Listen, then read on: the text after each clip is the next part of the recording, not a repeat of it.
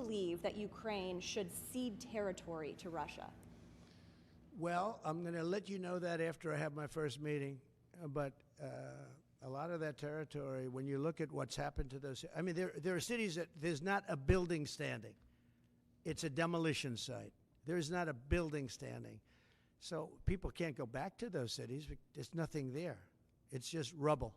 Just like when I knocked down a building in Manhattan, which is actually, this is worse, actually, because we do it step by step. This thing has just got demolished. And by the way, in those buildings are many people.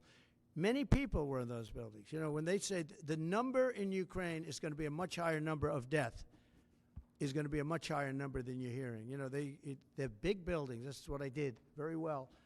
And these are very long buildings. They're 15 to 20 stories high. They're massive buildings. I was surprised at how big. And they're flattened like a pancake. 1 or 2 bombs hit them, and they just collapse. And they'd say, nobody was hurt. Well, nobody knows who was in those buildings. There were a lot of people in those buildings. They're going to find that when they start doing the removal.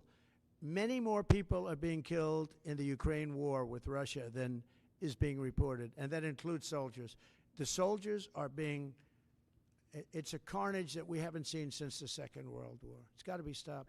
And I'm doing my best to stop it. Yeah, please, go ahead.